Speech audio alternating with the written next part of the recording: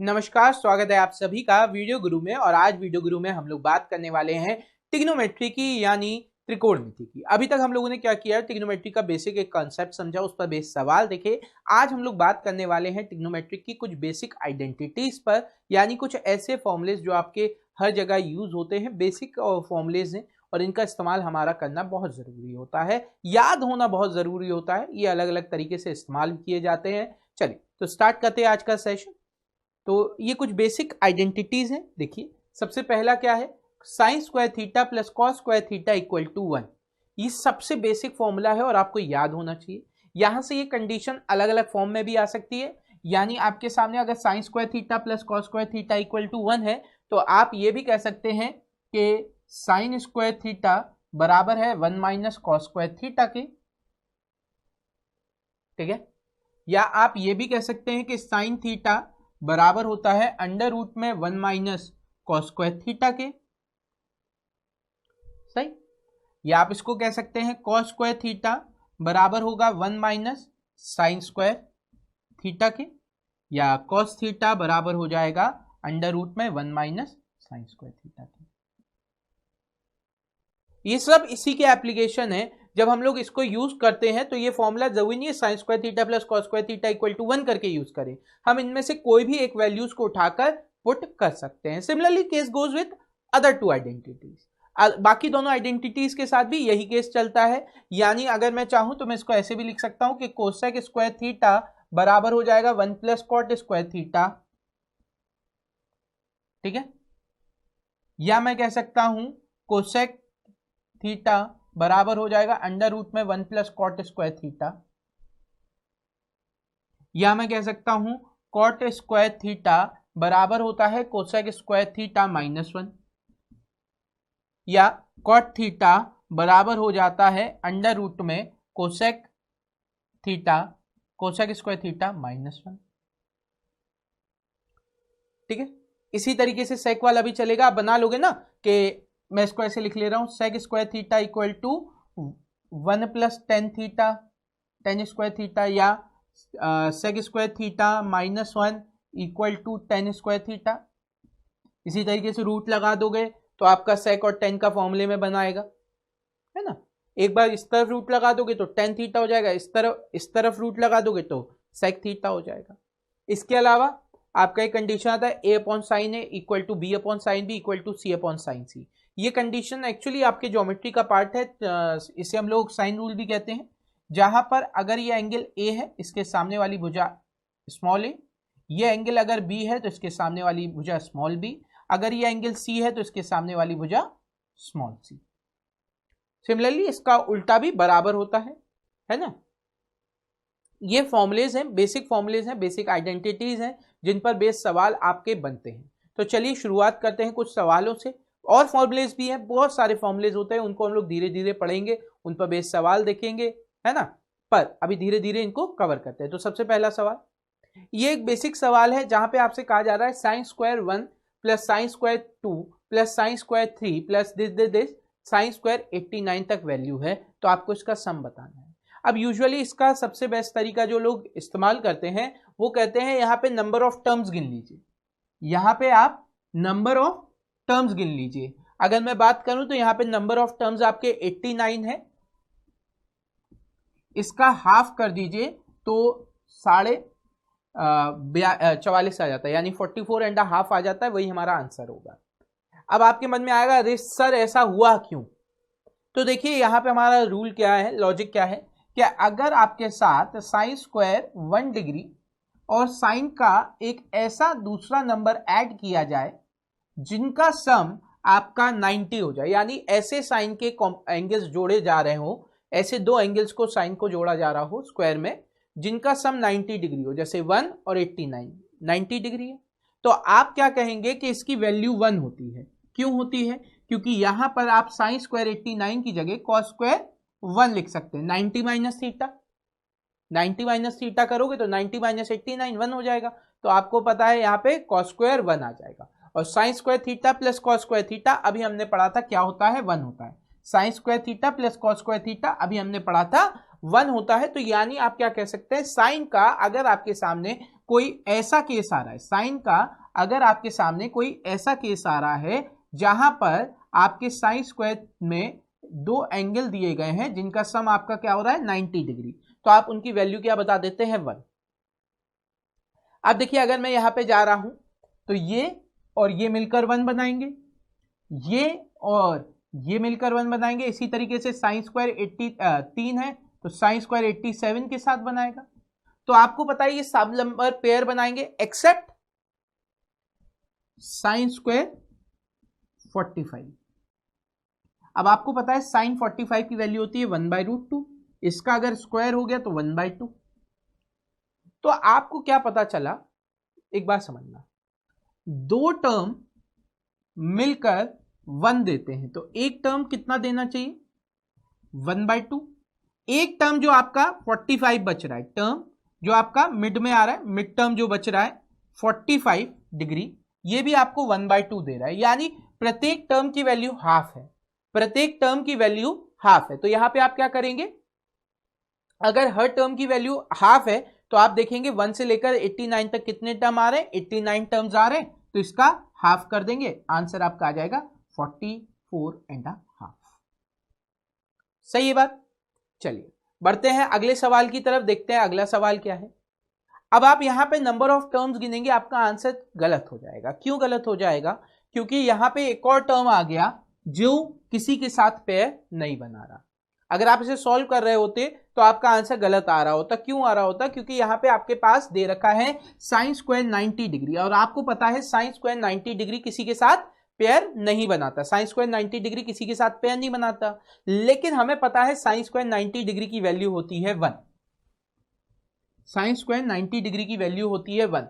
तो अब हमारे दिमाग में क्या बात आ गई कि यहां पे जो भी आपकी वैल्यूज आ रही होंगी, यहां पे इतनी वैल्यूज का अगर मैं टर्म गिन लूं, यहां पर इतनी वैल्यूज का अगर मैं टर्म गिन लूं तो और डिवाइड बाय 2 कर दूं तो इतनी की वैल्यू आ जाएगी। साइन स्क्वायर 5 से साइन स्क्वायर 85 की, साइन स्क्वायर 5 से साइन स्क्वायर 85 की वैल्यू आ जाएगी, और साइन स्क्वायर 90 तो हमारे पास 1 है ही। तो मैंने यहां पे क्या किया, मैंने देखा 85 डिवाइड बाय 5, कितने टर्म आ गए आपके पास 17 टर्म। 85 डिवाइड बाय 5 आपके पास आ गए 17 टर्म।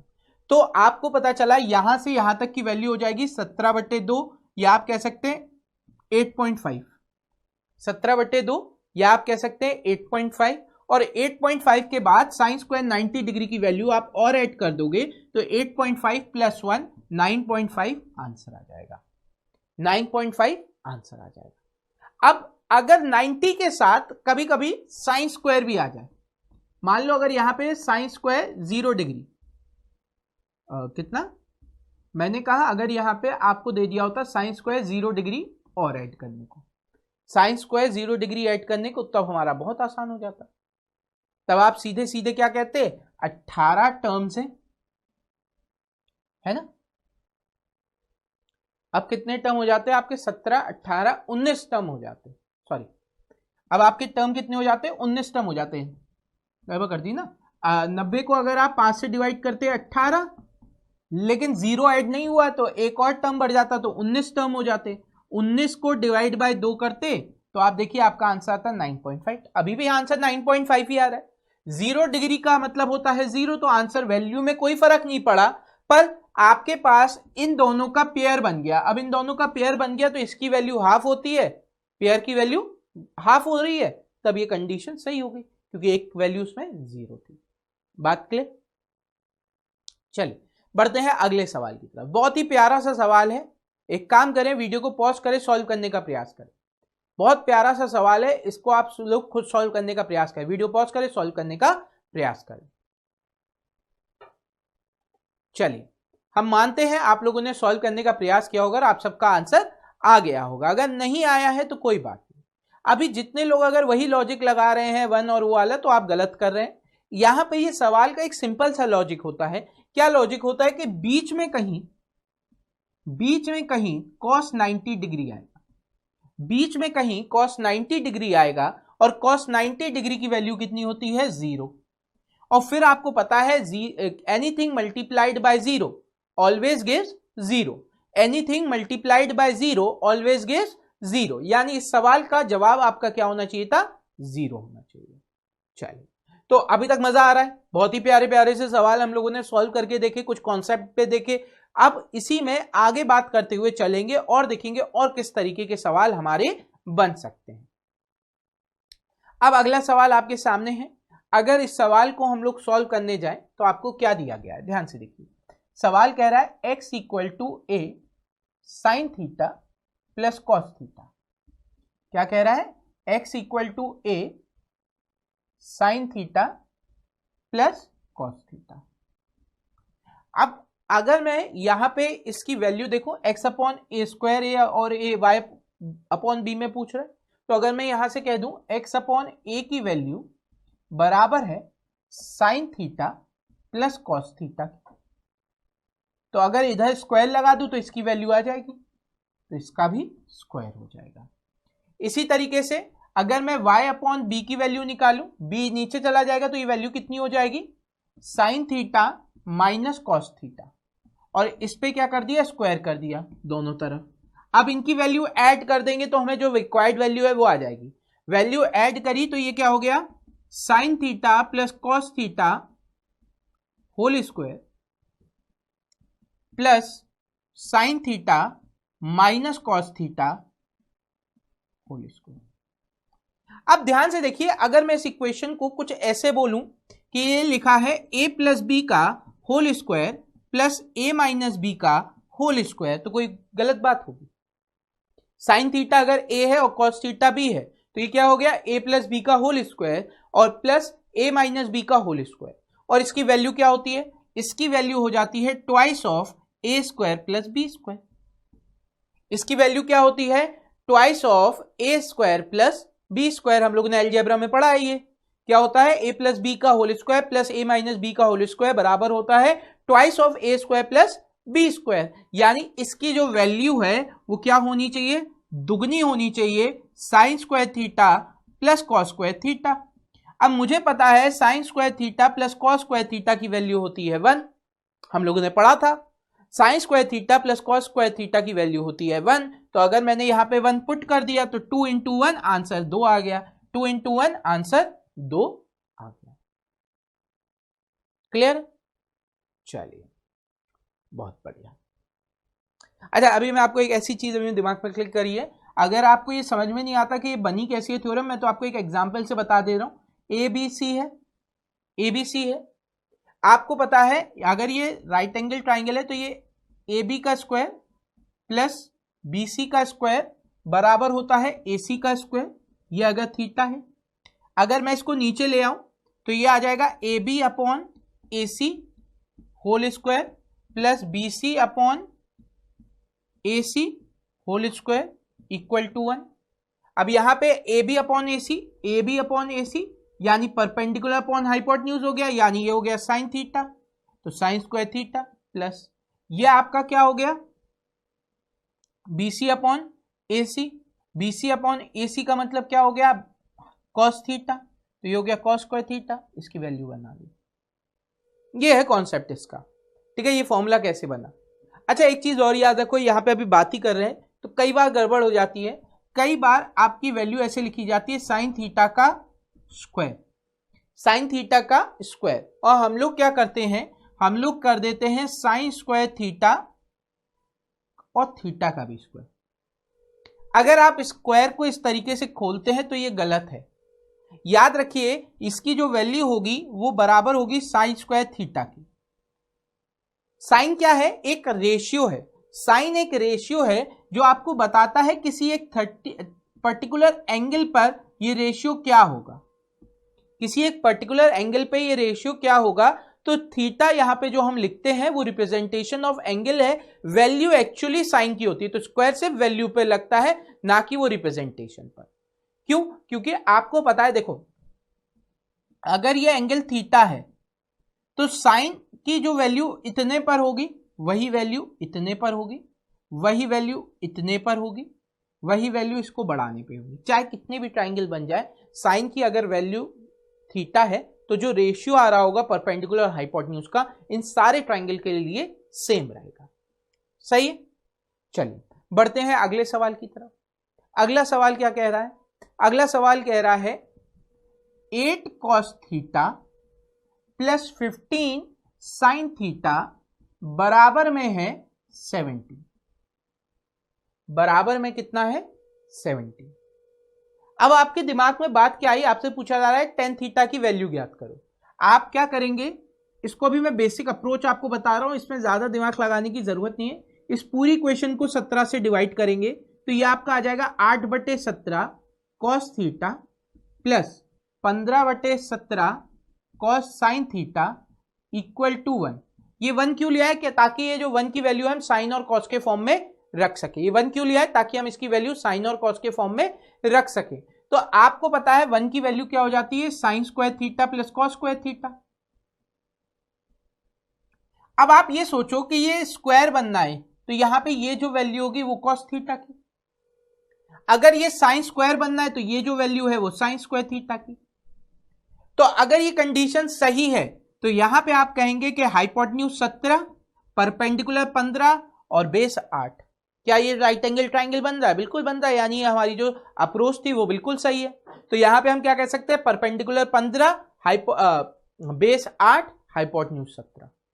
अब क्या पूछा जाए? tan theta. तो tan थीटा क्या होता है? tan थीटा आपका होता है परपेंडिकुलर अपॉन, tan थीटा क्या होता है? Perpendicular upon base. तो 15/8 आंसर आ गया। सही है। आप इसको ऐसे भी याद रख सकते हो, अगर आपके सामने 8 cos थीटा प्लस b, या ऐसे ले लेते हैं। अभी ये सवाल को समझना, a sin theta plus b cos theta equal to c। ये कभी भी इस तरीके का सवाल आ जाए और आपने देखा कि a square plus b square equal to c square है। क्या देखा? a square plus b square equal to c square है। तो आप गारंटी से कह सकते हो ये जो a है वो परपेंडिकुलर है, ये जो b है वो बेस है और ये जो c है वो आपका हाइपोटेन्यूज है। फिर किसी की भी वैल्यू पूछेंगे तो आपकी कंडीशन इजीली सेटिस्फाई हो जाएगी। ठीक है, चलिए बढ़ते हैं अगले सवाल की तरफ। देखते हैं अगला सवाल क्या है आप सभी के लिए। अगला सवाल कह रहा है 7 sine square theta plus 3 cos square theta बराबर है 4 के। क्या कहा जा रहा है? 7 sine square theta plus 3 cos square theta बराबर है 4 के। किसके बराबर है? 4 के। Then the value of theta is, तो थीटा का मान क्या होगा आपको ज्ञात करना है। अब ऐसे सवालों की जो अप्रोच होती है वो क्या होती है, हम उसकी बात करेंगे। सबसे पहले हम लोग क्या करेंगे, हमें पता है sine square theta plus cos square theta होता है 1। तो हम दो अप्रोचेस यहां पे अप्लाई कर सकते हैं। हम पहले क्या कर सकते हैं कि हम इस साइन और कॉस की वैल्यू 1 बनाने का प्रयास करें। तो 7 साइन स्क्वायर थीटा को हम ब्रेक कर लें 4 sine square theta plus 3 sign square theta. 3 sine square और 4 में क्यों तोड़ा? क्योंकि हमें 3 कॉस स्क्वायर थीटा दिया गया था। तो हमने कहा साइन 7 में से 3 वाला भाग अलग निकाल लें। फायदा क्या होगा इससे? फायदा यह होगा कि आपको पता है 3 कॉमन ले लेंगे तो sign square theta plus cos square theta हो जाएगा। Sign square theta plus cos square theta होता है 1। तो आपकी ये जो वैल्यू है वो हो जाएगी 4 sine square theta plus 3 equal to 4, या आप कह सकते हैं 4 साइन स्क्वायर थीटा बराबर हो जाएगा 4 माइनस 3 यानी कि 1। तो साइन थीटा की वैल्यू आप कह सकते हैं 1/4 और अंडर रूट में लगा देंगे क्योंकि स्क्वायर था। तो ये आपका क्या आ जाएगा? 1/2। अब ये 1/2 आ गया। 1/2 कब होता है साइन की वैल्यू? साइन की वैल्यू 1/2 होती है साइन 30 पर। तो आपको पता चल गया 30 डिग्री की वैल्यू हो गई, थीटा की वैल्यू हो गई 30 डिग्री। थीटा की वैल्यू हो गई 30 डिग्री। अब इन केस आपको अगर ब्रेक करना आसान नहीं लगता तो जो भी छोटी वाली वैल्यू है उसे बड़ी वाली वैल्यू में कन्वर्ट कर लो। यानी यहां पर ये जो कॉस स्क्वायर थीटा है इसको आप क्या लिख सकते हो? 1 माइनस साइन स्क्वायर थीटा हमने पढ़ा था। कॉस स्क्वायर थीटा को हम लोग क्या लिख सकते हैं? 1 माइनस साइन स्क्वायर थीटा लिख सकते हैं। तो अगर मैंने इसको ओपन किया तो ये क्या हो जाएगा? 7 साइन स्क्वायर थीटा मल्टीप्लाई करेंगे 3 का तो प्लस 3 माइनस का 3 साइन स्क्वायर थीटा बराबर में 4। अब देखो ये इधर आएगा तो ये आपका आ जाएगा 4 साइन स्क्वायर थीटा प्लस 3 उधर जाएगा तो माइनस का हो जाएगा 4 माइनस 3 इक्वल टू 1। फिर देखिए साइन थीटा की वैल्यू हो जाएगी अंडर रूट में 1/4 यानी 1/2 और साइन में 1/2 आता है साइन 30 डिग्री पर, तो थीटा की वैल्यू आपकी आ गई 30। थीटा की वैल्यू कितनी आ गई? 30 डिग्री आ गई। चलिए बढ़ते हैं अगले सवाल की तरफ, देखते हैं अगला सवाल क्या है आप सभी के लिए। अगला सवाल भी बिल्कुल सेम वैसा ही सवाल है, तो इसको क्या करें, आप लोग वीडियो को पॉज करके सॉल्व करने का प्रयास करें।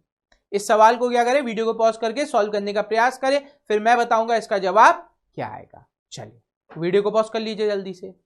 चलिए तो इस सवाल का मुझे लगता है आप सभी का जवाब आ गया होगा, अगर नहीं आया तो कोई बात नहीं, ध्यान दीजिए यहाँ पे क्या करेंगे, हम सिंपल सा एक लॉजिक लगाएंगे कि ये 4 है, इसे sign square theta plus 4 cos square theta plus 4 cos square theta बराबर में 7।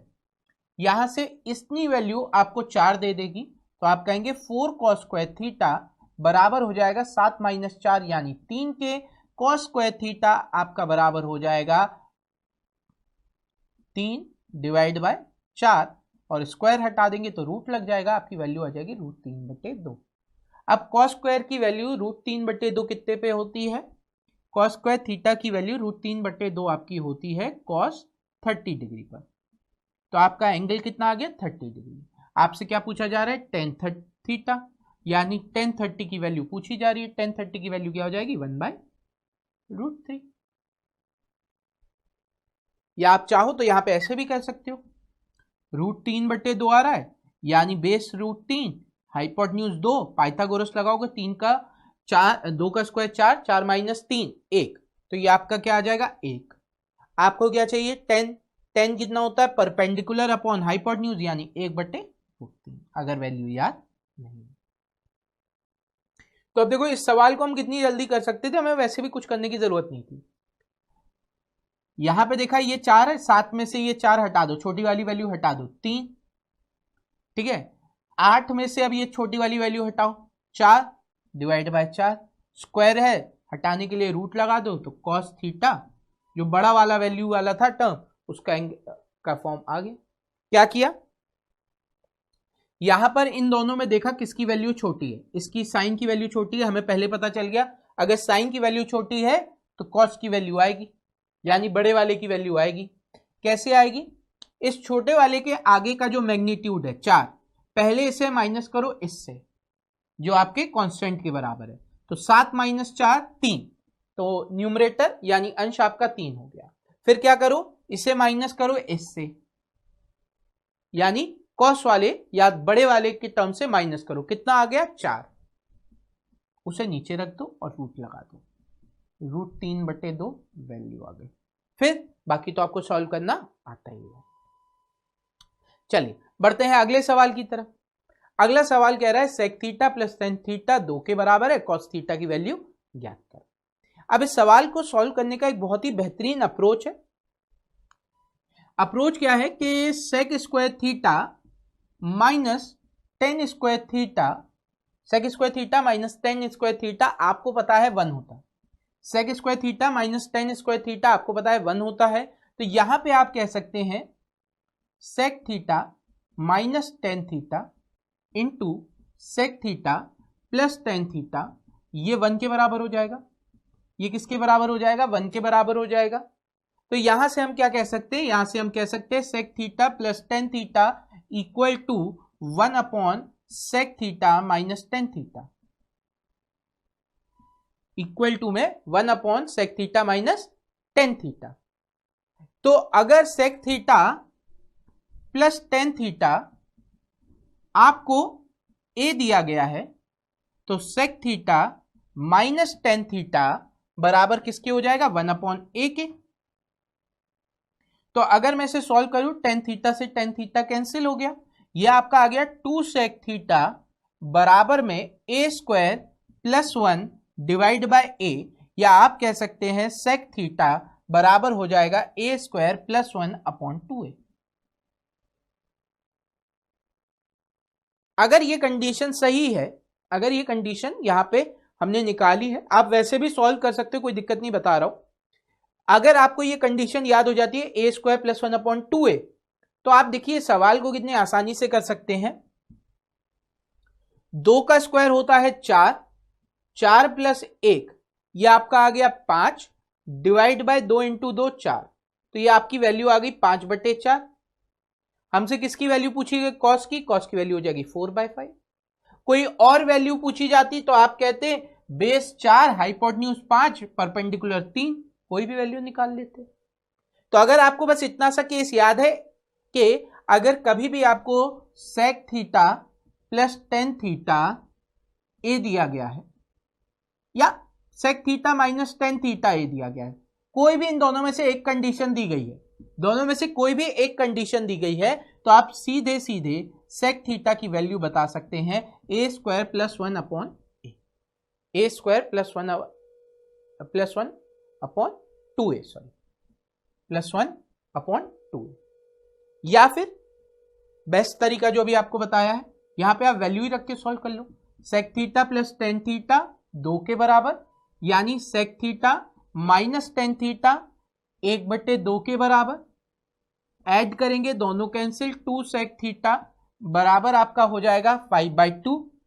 तो सेक थीटा की वैल्यू हो गई 5/4। कॉस थीटा की वैल्यू क्या हो जाएगी? सेक का उल्टा हो जाएगी, यानी 4/5 हो जाएगी। आंसर हो गया 4/5। चलिए बढ़ते हैं अगले सवाल की तरफ। अगला सवाल क्या कह रहा है? अगला सवाल कह रहा है if sec theta plus tan theta 7 है, तो आप सीधे सीधे लगा सकते हैं। कॉट की वैल्यू है, पहले सेक निकाल लो। सेक थीटा हम सीधे सीधे क्या कर सकते हैं? 7 का square plus 1 divide by 2 into 7, तो ये आपका आ जाएगा 50/14 7 25। तो सेक की वैल्यू आ रही है, बेस 7 है, हाइपोटेन्यूज 25 है, परपेंडिकुलर 24 हो जाएगा। कॉट थीटा की वैल्यू पूछी गई है। कॉट थीटा की वैल्यू क्या होती है? कॉट थीटा की वैल्यू होती है base upon perpendicular. Cot theta की वैल्यू हो जाएगी बेस अपॉन परपेंडिकुलर 7/24। या फिर से sec theta plus tan theta equal to में 7 है, तो sec theta minus tan theta equal to में 1/7 है। अब देखो कॉट की पूछी गई है, आप टेन की वैल्यू निकाल लो। कॉट की पूछी गई, टेन की वैल्यू निकाल लो, उसका उल्टा कर दो, तो क्या करोगे? माइनस प्लस माइनस माइनस, तो ये कैंसिल, प्लस प्लस 2 हो गया, 2 इंटू 10। अब आपने इसको यहां पे देखा तो यहां पे ये वैल्यू क्या हो जाएगी? 49 माइनस 1, 7 का स्क्वायर 49 माइनस 1 48/7, 2 से ये चला गया 24 बार। टेन थीटा की वैल्यू 24/7, तो कॉट थीटा की वैल्यू उसकी उल्टी हो जाएगी 7/24। आंसर यहां से भी वही आ जाएगा। क्लियर है? चलिए, तो इसी के साथ आज के सेशन को करते हैं समाप्त। उम्मीद करते हैं आज जो हमने आपके साथ सवाल डिस्कस करे होंगे वो आपको क्लियर हुए होंगे, मजेदार लगे होंगे, कुछ अप्रोचेज आपकी खुली होंगी, कुछ नई अप्रोचेज आपने सीखी होंगी। अगर ऐसा कुछ भी हुआ है तो वीडियो गुरु के बारे में अपने दोस्तों को बताएं, ताकि ज़्यादा से ज़्यादा लोग हमारे साथ जुड़ सके और वीडियो गुरु को खरीद सके। पर अभी के लिए बस इतना ही। Thank you everyone, have a great day and enjoy yourself.